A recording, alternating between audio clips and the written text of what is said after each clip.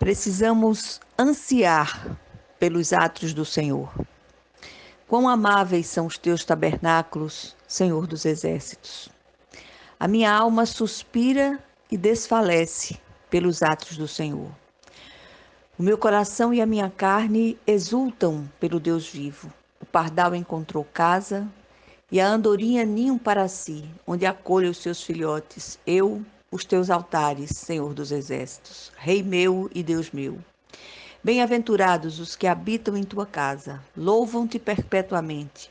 Bem-aventurado o homem cuja força está em ti, em cujo coração se encontram os caminhos aplanados, o qual, passando pelo vale árido, faz dele um manancial. De bênçãos o cobre a primeira chuva. Vão indo de força em força, cada um deles aparece diante de Deus em Sião.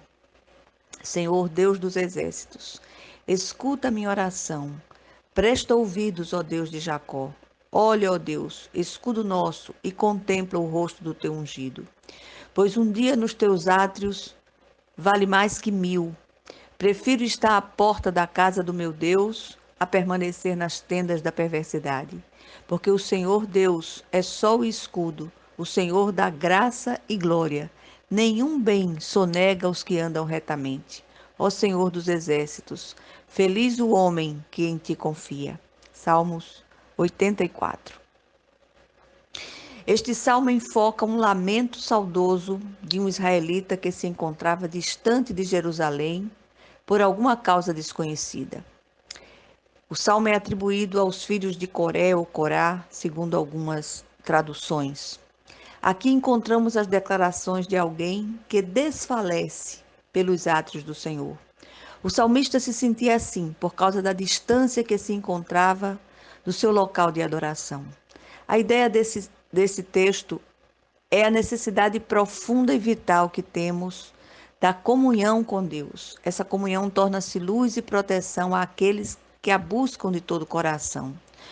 Todo cristão fiel sente um tipo de saudade inexplicável da casa do Pai. Anseia por proteção e luz neste mundo de densas trevas. O mundo não é o nosso lugar, por isso peregrinar aqui não é fácil. As pessoas lá fora buscam avidamente fórmulas mágicas para atenuar o estresse e seus efeitos. Tentam preencher o vazio da alma com tantas coisas que não passam de paliativos.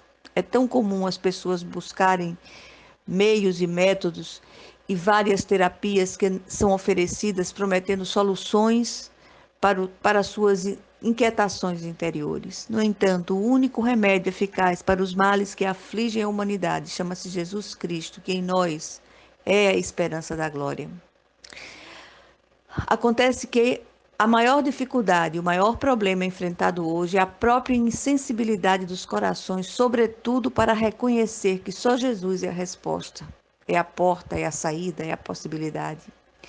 Há muitos anos, a igreja experimentou um grande despertamento espiritual e já falamos sobre isso algumas vezes neste espaço. Naquela época se podia ver nos carros, nas casas e principalmente nos lábios dos cristãos o seguinte lema: Jesus Cristo é a única esperança. Hoje precisamos mais do que nunca levantar esse brado e fazê-lo ecoar em todos os lugares por onde passarmos. Jesus Cristo é a nossa única esperança. A ausência involuntária do local de adoração levou o salmista a sentir uma profunda saudade do templo e da presença do Senhor. O prazer do salmista está no Senhor.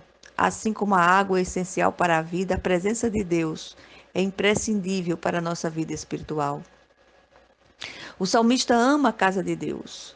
Sem esse anseio por Deus, a pessoa morre espiritualmente. Não devemos permitir que nada, nem ninguém, façam diminuir o nosso anelo pelas coisas de Deus, sobretudo pela sua presença.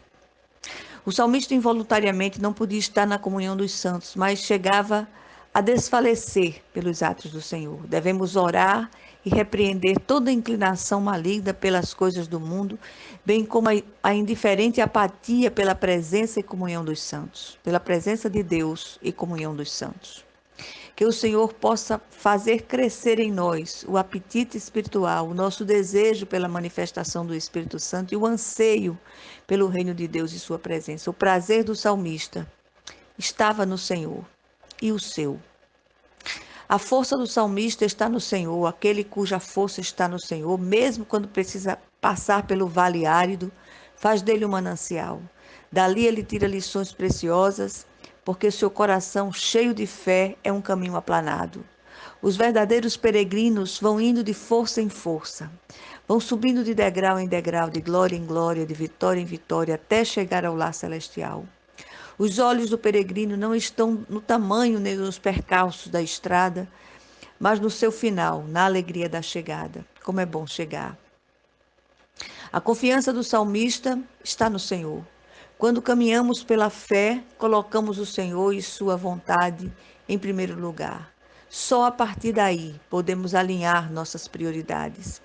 Os filhos de Corá eram levitas encarregados de guardar as portas do santuário, um cargo importante e honrado. O salmista, distante do templo, sentia saudades daquela tarefa. Ele almejava ao menos estar à porta da casa do Senhor do que permanecer nas tendas da perversidade. O Senhor é sol e escudo, é luz e proteção. Quando dele nos aproximamos em fé e retidão. Nenhum bem nos será negado, receberemos tudo o que precisarmos. O Senhor ainda nos concede graça para a jornada e glória ao final dela.